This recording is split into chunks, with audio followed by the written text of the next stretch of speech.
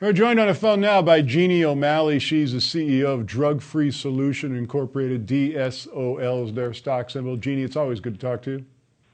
Hi, Don.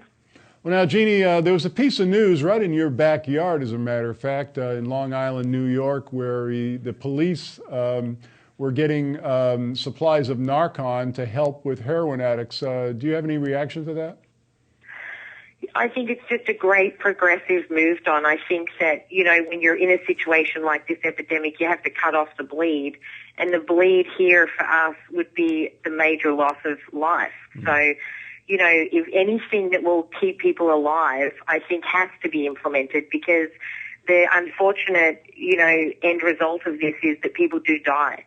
And so I think that's an immediate step that is creating an immediate benefit, and I think it's incredibly progressive because they are putting a lot of energy behind it and doing it in a very agile and speedy way, which I think is how we need to move. So yeah, I thought it was a great move. And to be including the police officers, because unfortunately, they are the first responders often in these situations, and how powerless to be arriving into these scenes and really having no way of kind of helping the people suffering. Now, Jeannie, I know that the company itself has put an outreach program here as of late on your social networking sites and such, where you're showing testimonial videos of people that have gone through your program and have kicked the heroin addiction problem. How's that working for you? It's going amazing, Don. I mean, I think the best thing for us has been, we've had an exponential growth rates, like with nearly 7,000% outreach growth in about 3 days.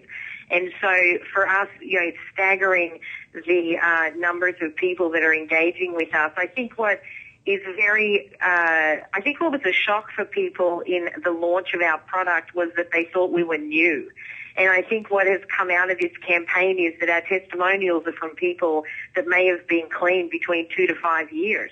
And so when you start looking at ex-heroin addicts that have been clean for 2 to 5 years, that's a new story. People aren't typically, used to being able to see that people can heal long term.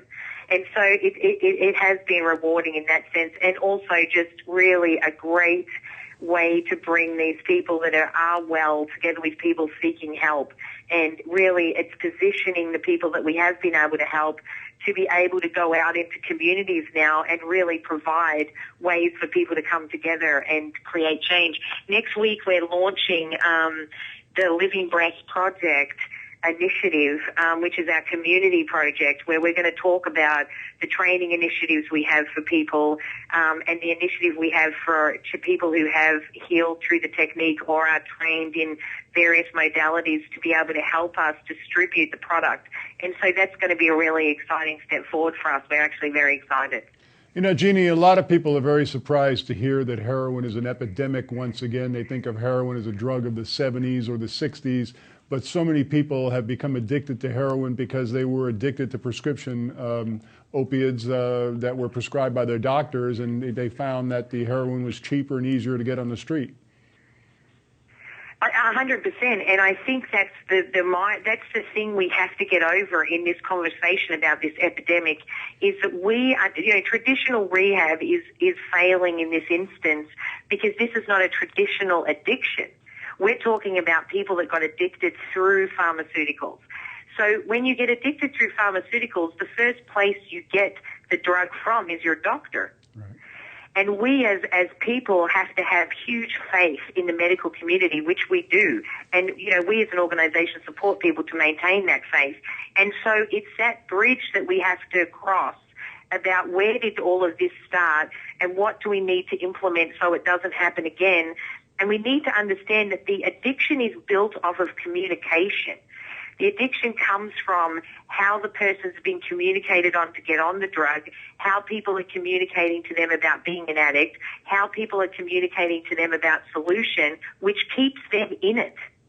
And we've really got to get that. I mean, we have studied this for years. That's what we do. We study the ways people communicate in different emotional conditions. And we're talking specifically now about heroin addiction. So we've built our studies, which have created our products, on how is a drug addict communicating, were they communicated to start being an addict, how were they being supported into being an addict, how do addicts communicate with one another, how do addicts communicate with their kids, how do the kids communicate back. And re-establishing this language is what changes the direction of the addiction. This is all about communication, inner language and outer language. Once again, Drug Free Solution Incorporated, DSOL. Jeannie, you are a tremendous communicator. Thanks so much for the update.